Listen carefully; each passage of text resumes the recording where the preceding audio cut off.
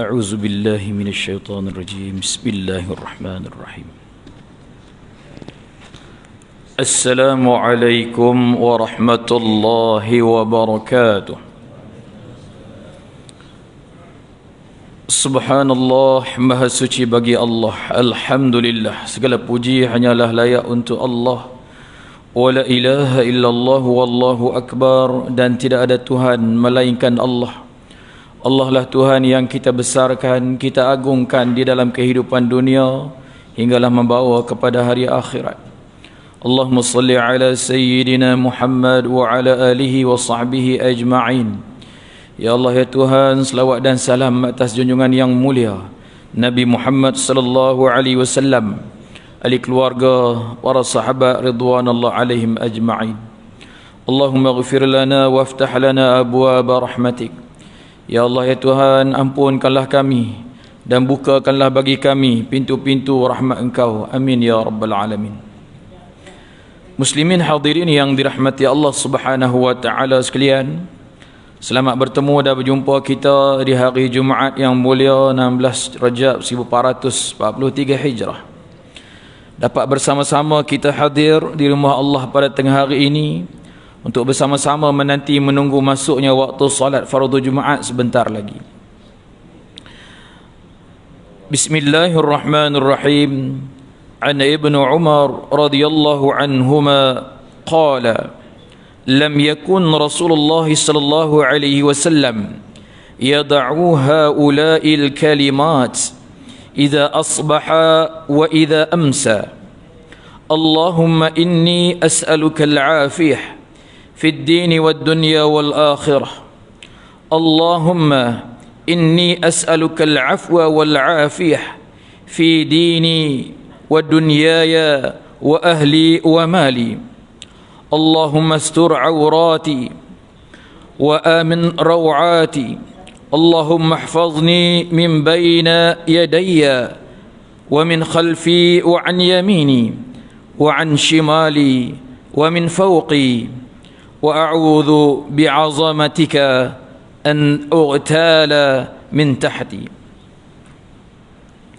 Daripada Abdullah bin Umar radhiyallahu anhuma, beliau berkata bahawa Nabi Muhammad sallallahu alaihi wasallam tidak pernah meninggalkan doa-doa ini pada waktu petang dan pagi, iaitu doa yang baru kita dengari tadi yang bermaksud, ya Allah, sesungguhnya aku memohon kepadamu keampunan dan keselamatan, iaitu di dunia dan akhirat. Ya Allah, sesungguhnya aku memohon kepadamu keampunan dan keselamatan, yaitu pada agamaku, duniaku, keluargaku dan hartaku. Ya Allah, tutupilah aibku dan berilah ketenteraman di dalam hatiku. Ya Allah, jagalah aku dari depan, jagalah aku dari belakang, jagalah aku dari kanan dan kiri dan atasku, serta aku memohon perlindungan dengan keagunganmu agar tidak disambar dalam keadaan tidak sedar dari bawahku. Hadis riwayat Abu Daud, iaitu hadis yang sahih.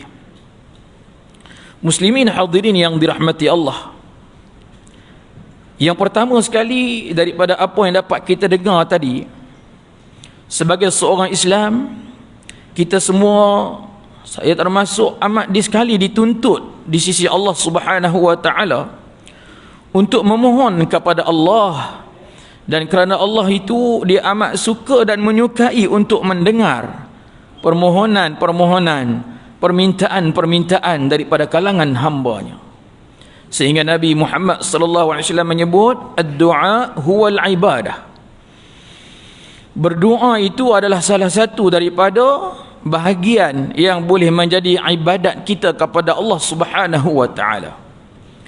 Dan di dalam surah Al-Baqarah Allah menyatakan kepada kita, wa idza sa'alaka 'ibadi 'anni qarib ujibu da'watad da'i idza da'an falyastajibu li wal yu'minu bi la'allahum yarshudun.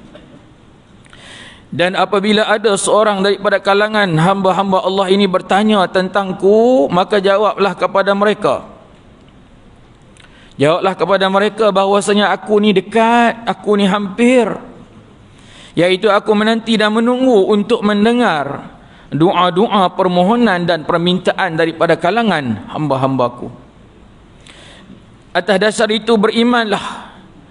Atas dasar itu tunduklah kepadaku.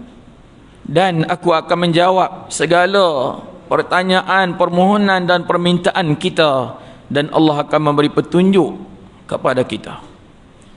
Muslimin hadirin yang dirahmati Allah, di dalam kehidupan yang kita hadapi dan lalui ini, sebagaimana kita yang dapat dengar tadi bahawa seorang Nabi dan Rasul yang amat sekali dijaga, dipelihara, diperhati oleh Allah Subhanahu wa taala selalu, sebagaimana disebut oleh Abdullah bin Umar, amat sekali memerlukan doa ini. Amat sekali nak mendapatkan bahagian perhatian daripada Allah Subhanahu wa taala. Walaupun sudah pasti baginda akan dipelihara dan dijaga. Maka bagi kita yang belum pasti lagi, bagi kita yang belum tahu dan kita tidak dapat mengetahui keadaan sebenar diri kita, sudah pasti lebih-lebih lagi lah setelah mana kita mendengar contoh yang telah ditunjuk oleh Nabi Muhammad sallallahu alaihi wasallam tersebut. Yang kedua, iaitu antara doa yang tersemat di dalam pelajaran yang kita dengar tadi, bahawa sebagai seorang Islam yang kata beriman kepada Allah, yakni adalah memohon keampunan kepada Allah selalu, iaitu untuk mendapat pelepasan daripada silap dan salah, daripada dosa dan noda, adalah sangat amat penting. Itu yang pertamalah. Daripada perkara yang cuba nak disenaraikan dalam banyak-banyak hal pun memang kita suka memohon meminta ampun kepada Allah. Macam mana kita nak masuk ke rumah Allah ni, diiringi dengan apa? Kita mohon meminta ampun, Allahumma ighfirli zunubi, waftah li abwaaba rahmatik, contohlah. Ya Allah, ampunkanlah aku, dan bukakanlah bagi aku pintu-pintu rahmat Engkau ni, wahai Allah. Dalam apa-apa keadaan pun, lepas habis solat nanti pun begitulah kita, astaghfirullah, astaghfirullah, astaghfirullah. Ya Allah, ampunkanlah aku, ya Allah, ampunkanlah aku, ampunkanlah aku, ya Allah. Sebelum daripada mana beberapa perkara yang lain yang kita nak iringi. Sebab dengan jenis-jenis menyatakan demikian, ia melambangkan kita seorang yang sangat apa? Nak meletakkan diri pada kedudukan yang merasakan kita memang sangat tak berupaya dan juga tidak mempunyai kekuatan dalam hidup. Lebih-lebih lagi dalam bab yang melibatkan keampunan, kemaafan ini. Bayangkanlah tuan-tuan, kita ada buat silap salah atas jalan raya. Atas dasar apa faktor, tujuan daripada pihak yang memimpin, itu bahagian mereka. Tapi bahagian kita yang buat silap dan salah, sengaja ke tak sengaja ke, bila dibuat hari terbuka aspirasi keluarga Malaysia, diberi apa? Pemotongan, pembayaran saman sampai 80 ke 90%. Ada orang tanya, tak boleh bagi 100% terus ke Tok Seri? Tu tuan-tuan, macam ni punya keadaan manusia, yang apabila dia dah tahu ada satu jalan keluar kepada dia untuk menyelesaikan masalah yang menggunsing dan mengacau bilaukan dia. Pada hari ni kita nak membuat apa-apa permohonan, kita kena keluarkan apa? IC. Dalam IC kita itu sampai boleh dibuat apa? Pemeriksaan. Nama kita yang tertera itu tersenarai hitam, boleh diluluskan ataupun tidak. Yang tu pun tuan-tuan, macam-macam jalan dan cara orang fikir macam mana nak selesaikan. Ni hak yang kita lalui dah hadapi hidup hari-hari ni, yang melibatkan urusan dengan Tuhan, yang melibatkan urusan dengan manusia, sesama manusia, kita tidak mengetahui sama sekali. Maka atas dasar itu kata Nabi sallallahu alaihi wasallam, ayyuhan nas tubu ila Allah fa inni atubu ila Allah 100 marrah yawman atau 70 marrah yawman. Hadis riwayat Imam Muslim. Nabi sallallahu alaihi wasallam mengajak, wahai sekalian umat manusia, mohon mintalah ampun kepada Allah Subhanahu wa taala. Nabi tidak letakkan satu garis panduan dalam arti kata waktu itu secara khusus. Cuma baginda meletakkan pengkhususan itu kepada diri dia, iaitu aku ni duk bertaubat, duk memohon minta ampun kepada Allah pada masa-masa tertentu. Setiap hari dapat 100. Kadang-kadang kalau tak dapat mencapai 100, aku boleh capai 70 kali. Masya Allah. Hak kita ni pun adalah juga bahagian tuan-tuan. Contoh apa? Lepas solat, anjuran, galakkan, seruan, cara 3 kali, cara sekali, atas dasar pengetahuan yang kita belajar dan kita ikuti dan ketahui. Sebab benda-benda yang macam ni dia kena datang dan lahir daripada kesedaran dan keinsafan sendiri. Subhanallah. Yang keduanya, seseorang Muslim itu hendaklah juga memohon keampunan kepada Allah. Di samping itu memohon afiah yang merujuk kepada keselamatan. Macam mana kita setiap di awal bulan-bulan Islam ini memang menjadi amalan para ilmuwan agama ni, di mana ada sahabat yang meriwayatkan bahawa mereka mendoakan bila masuk awal-awal bulan ni, memohon meminta kepada Allah agar dengan sekali masuk bulan itu, sekali dengan datangnya pertambahan iman, kebaikan hidup dalam Islam, diberikan keberkatan dari sudut keamanan dan juga kebaikan dalam hidup. Sebab Allah yang yang memiliki bulan-bulan yang mulia ini, kita nak kita duduk dalam keselamatan dan kesejahteraan. Kalau macam ni punya cara kita duk solat sembahyang yang macam ni, ini belum lagi dalam suasana yang selamat. Adakah tuan-tuan berasa kita nak duduk macam ni sampai bila-bila? Rasa bagus juga macam ni Ustaz. Duk rapat-rapat yang rasa rimah lah pula. Kan. Tak apalah, waktu ni memang waktu yang memang ada alasan dan kebenaran yang diberikan atas faktor masalah wabak. Ini keadaan yang tidak mengamankan kita, yang tidak menselesa dan mententeramkan kita. Tapi dari sudut faktor yang lain, dengan keadaan yang kita hadapi ini, ada dari sudut keadaan yang lain boleh mengatur, mendisiplinkan kita pula. Subhanallah. Kita dah tak boleh dah ajar diri nak hadir ke solat fardu Jumaat ni macam mana sebelum-sebelum PKP yang lalu. Kalau yang dahulu kita boleh duk nak fikir, walaupun cara itu tidak kena dan tidak patut, nak datang ni pada masa dah khutbah dah habis selesai, ataupun nak datang ni ketika mana dah bilal iqamat, ataupun dah melepasi rakaat yang pertama. Itu bukan zaman lagi kita, tuan-tuan. Pada masa ini kita diajar untuk ambil bahagian hadir, sama ada sahabat-sahabat kita yang tadi dah lebih awal lagi, 12-nya pun dah ada, 11.30 pun dah ada. Subhanallah. Kalau saya pergi ke Masjid Al-Husna Bandar Sunway, yang masjid depan Kepala Singa tu, pukul 12 suku, imamnya dah memimpin jamaah, iaitu dengan bacaan Al-Kahfi 45 minit, habis pukul 1, sambung pula dengan tazkirah. Itu kena steady betul, tuan-tuan. Energi kita, tenaga kita. Kalau tidak memang melayang, tuan-tuan. Lepas tu nak dengar khutbah lagi. Kalau stamina kita ni tak kuat, dengan persiapan dan persediaan tak ada, duduk pula bersandar kat dinding bawah aircon pula, memang cantik. Jadi ini semua dugaan dan ujian di sisi Allah Subhanahu wa taala yang menanti menunggu keadaan kita. Muslimin hadirin yang dirahmati Allah Subhanahu wa taala sekalian.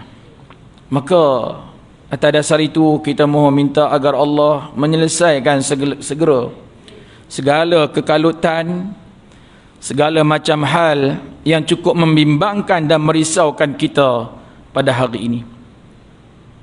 Dan kita meyakini perkara yang berlaku ini sebagai ujian yang amat besar kepada kita untuk kita teruskan kehidupan yang penuh cabaran, ujian dan dugaan.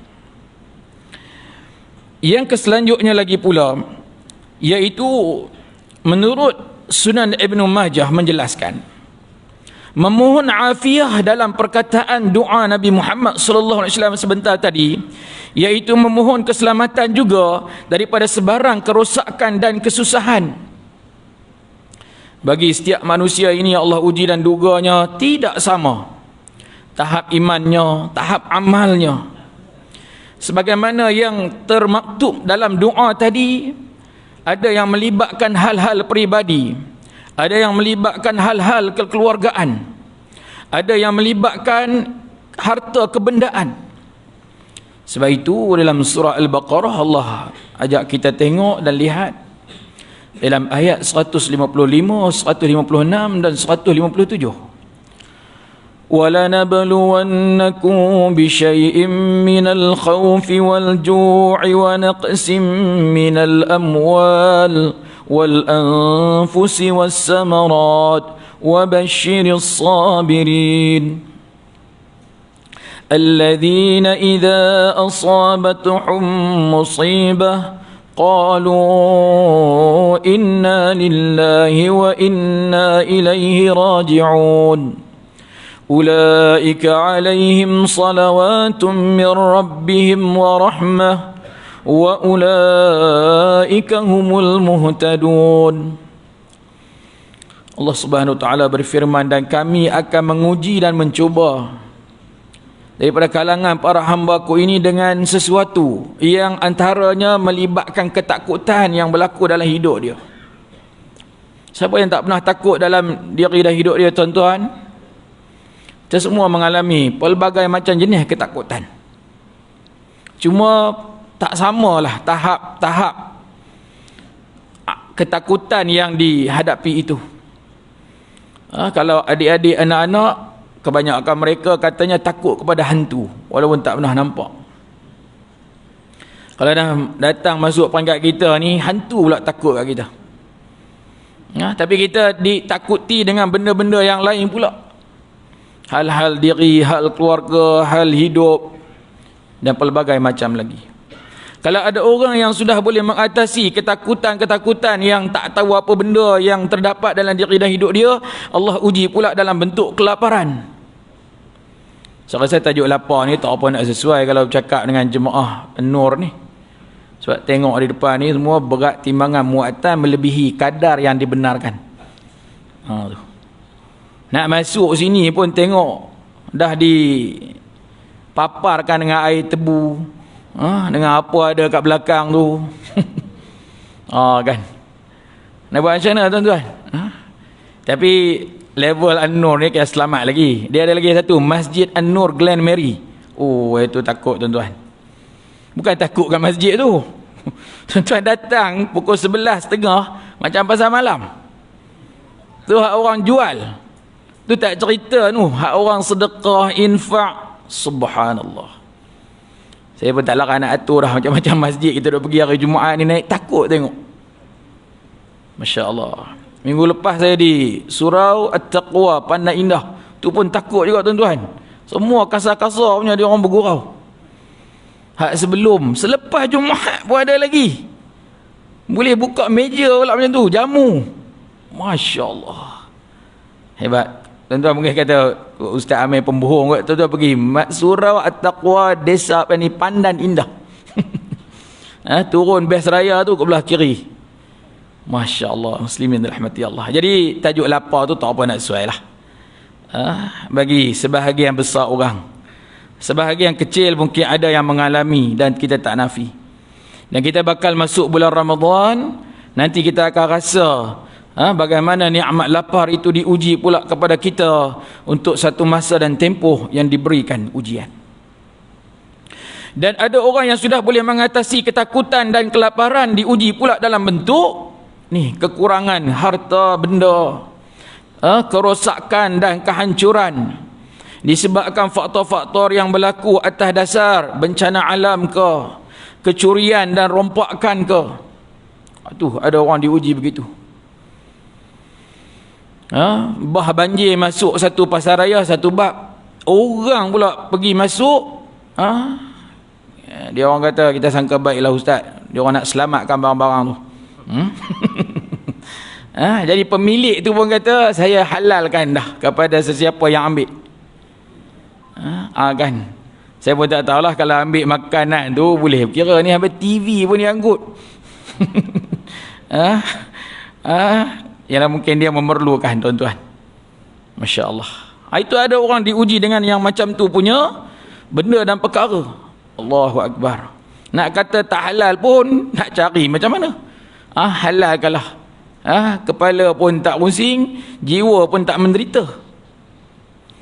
Dan ada pula pihak yang diuji kalau sudah dapat diatasi dengan ketakutan, dengan kelaparan, dengan kekurangan harta. Masya Allah, ada orang diuji dalam bentuk jiwa, tuan-tuan. Ini jangan cakap besar, tuan ya. Macam mana tadi yang disebut oleh Nabi Muhammad sallallahu alaihi wasallam, hal-hal kejiwaan yang sampai ada orang nak bunuh diri. Ada orang yang sampai dia duduk seorang-seorang, tak tahu nak buat apa, tak tahu nak fikir apa. Itu diuji dalam bentuk jiwa. Ada orang yang sampai istilah-istilah tension, hypertension, depression, semua nama tu nama takut, tuan. Stressful. InsyaAllah. Kita ni Allah bagi macam ni punya keadaan cantik.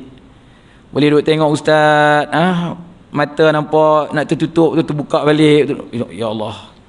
Tuan-tuan, bersyukur pada Allah. Yang ni bukan micro sleep ni. Tak tahu apa sleep ni. Dia orang kata kalau bawa kereta tu duk hayal-hayal tu dia panggil micro sleep. Ni kalau tengah duk dalam masjid surau, ni apa sleep tu saya tak tahu. Tu. Apa dia bang? Makro. Yang tu mikro, yang ni makro. Ya Allah, saya ingat pasal yang makro tu. Masya Allah, muslimin dirahmati Allah. Ujian, tuan-tuan. Dengan mengantuk biji mata ni, jangan siapa cakap besar, tuan. Hari tak jadi tak apa, hari jadi siapa pun jangan cakap besar, tuan. Ustaz ke tuan guru ke dia melayang ni memang menakutkan. Menguap ni sampai nak terkoyak mulut. Masya Allah. Jadi saya pergi ke hospital PPUM Wad Menara Selatan, tak salah, yang di hujung sekali tu. Tingkat 3 dia panggil Ward Secretary. Saja boleh masuk melawat. Sekarang ni dah tak apa nak boleh lah, ni cerita sebelum ni. Masya Allah, tuan. Memang keadaan mereka bukan macam kita lah. Bila kita dah masuk itu baru kita subak, ya Allah, mujur aku tak kena macam ni. Kalau dah kena macam itu, tuan-tuan, nak sembang ni berkat Rejab, Sya'ban, Ramadan. Kalau dah jadi macam itu ni nak sembang ekonomi naik, ekonomi jatuh. Kalau dah jadi macam itu ni nak ambil hal ni, pergolakan politik negara. Tak ada dah, tuan-tuan. Dah jadi macam itu, apa dia fikir kita pun tak tahu. Allahu Akbar. Alhamdulillah, Allah bagi pihak-pihak yang boleh duduk dalam bidang itu, boleh menghadapi golongan yang seperti itu. Ni. Tu hak cara duduk dalam hospital, hak cara tak duduk dalam hospital pun ada juga. Yang bila kita lalu di traffic light, kita duduk di belakang, tengok satu kenderaan di belakang tu ada kat cermin dia tulis jiwa kacau. Tuan-tuan jangan buat apa-apa yang tidak wajar, lari kalau boleh potong-potong lah. Sila hari bulan jadi hal memang bermasalah besar. Jadi begitu ada orang yang diuji dengan kejiwaannya, dengan dirinya, dan juga dengan apa yang melibatkan wathamarat, yang melibatkan hal-hal ni pertanian, perladangan, ekonomi. Allah akhiri dengan ayat mengatakan, dan berilah berita khabar gembira bagi orang yang sabar. Wah, ini yang memang kita payah dan sukar nak faham apa yang disebut oleh Allah itu. Tapi Allah nak juga kita melihat keadaan itu, iaitu gambaran orang-orang yang sabar, yang menerima musibah apabila dia menyebut inna lillahi wa inna ilaihi raji'un. Sungguhnya kita milik Allah, dan kepada Allah lah kita akan mengadu, kita akan patah balik, kita akan balik bertemu berjumpa dengan dia. Kata Abdullah bin Abbas radhiyallahu anhu, orang-orang yang menyebut sedemikian rupa, maka apa yang Allah akan bagi? Salawatun min rabbihim. Dia akan mendapat salawat, doa Allah, warahmah, mendapat rahmat kasih sayang Allah, dan akan memberi jalan keluar, petunjuk kepada dia. Dan lebih-lebih lagi yang melibatkan apa tadi, yang merujuk kepada aib-aib kita, kekurangan-kekurangan dan kelemahan kita, yang memalukan kita, yang tidak disukai apabila ia dilihat oleh orang lain. Ada berlaku dalam diri dan hidup kita.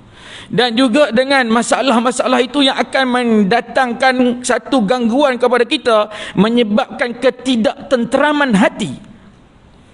Tuan-tuan, jangan main. Dia sampai ada ganggu orang. Tadi kalau kita kata dia sampai tidur tak boleh kawal, yang ni pula sampai tak boleh tidur. Dia panggil apa? Insomnia ke apa benda tak tahu. Wish, itu takut tuan. Yang tu kalau siapa kena saya tak tahu. Kita ni kita nak hak waktu kerja cantik, hak waktu kita ibadat elok, balik rumah pukul 10, 10.30 ni dia jadi steam. Itu tak apa. Nampak bantal tu loop terus. Yang tu cantik tuan.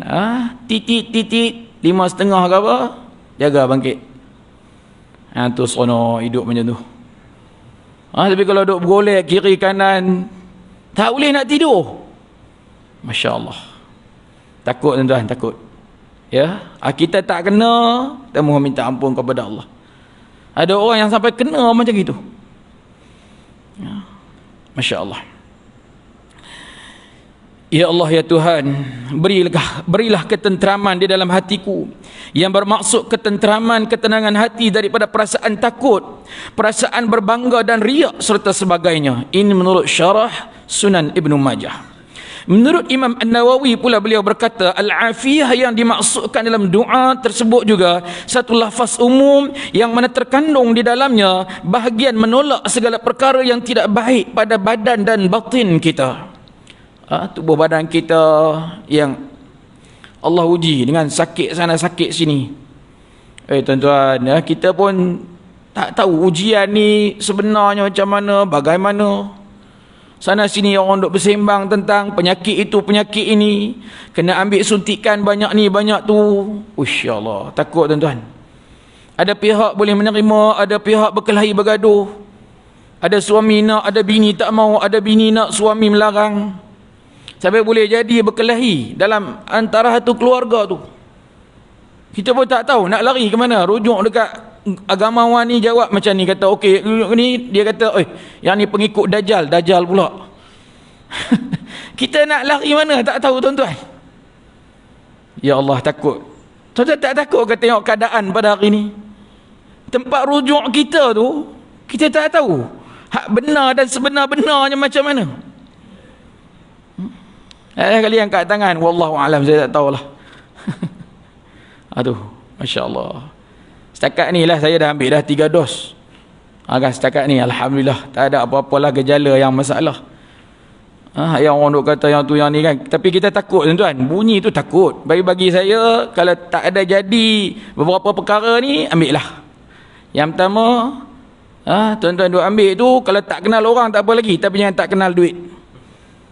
Tuan-tuan ambil 3 dos tu, tengok tak kenal orang. Tak kenal ni siapa ni, tapi tengok-tengok duit dia masih kenal lagi. RM20 dengan RM10 dia reti beza lagi. Itu maksudnya dos tu okey lah. Jadi kalau ambil dos tu ni RM5 ke RM50 ni, itu problem tu kan. Yang setakat ni ada jadi yang tu kan. Setakat ni tuan-tuan ambil dos tu, bila duk dengar abang azan tu mengamuk. Berasa nak pergi bakar surah An-Nur. Ada kan itu? Itu beratlah kalau itu. Tapi kalau dengar-dengar Abang Azan, ya Allah Tuhan, Allah dah memanggil aku duk buat apa lagi ni? Itu kira cantik kan? Itu kira cantik lah macam tu.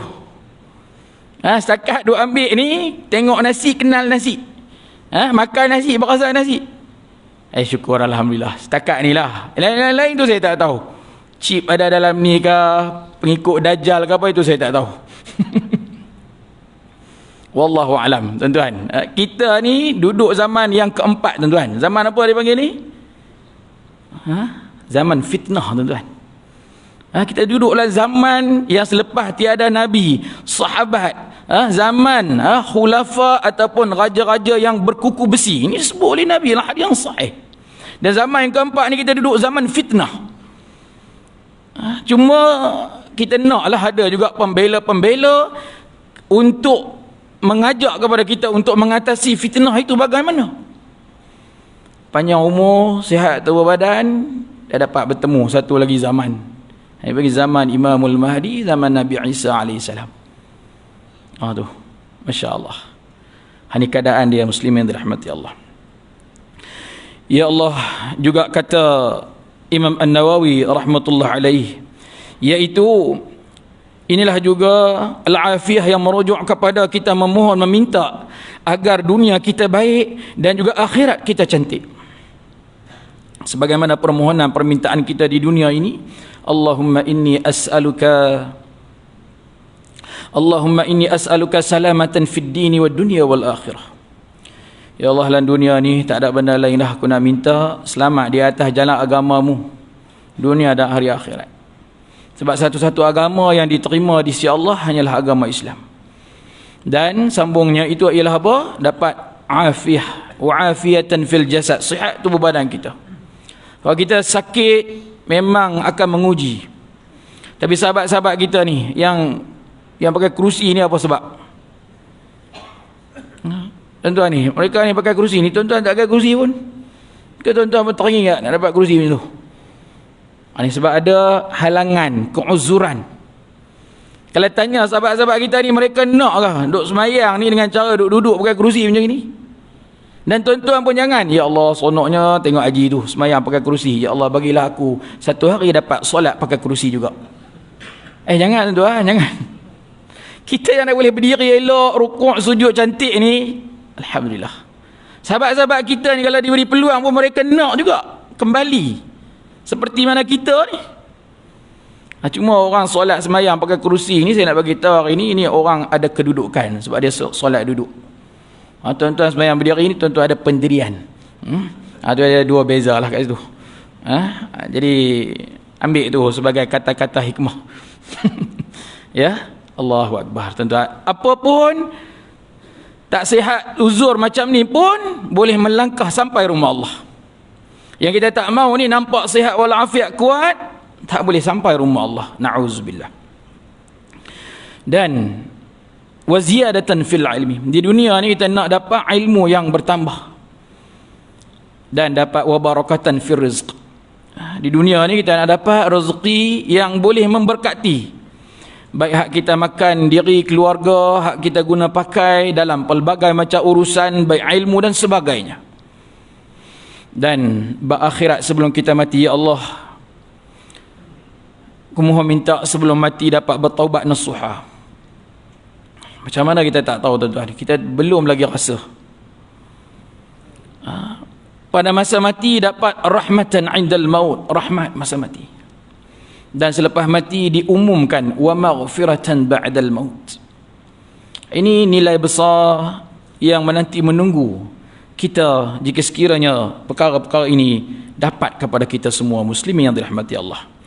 Di akhir pertemuan kita pada tengah hari ini, mari kita sebelum sama-sama menamatkan tazkirah, kita cuba baca sama-sama tuan-tuan. Bismillahirrahmanirrahim. Allahumma inni as'aluka al-afiyah fid dunya wal akhirah.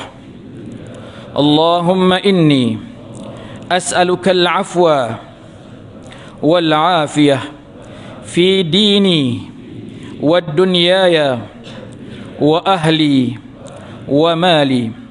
Allahumma astur awrati wa amin rawati.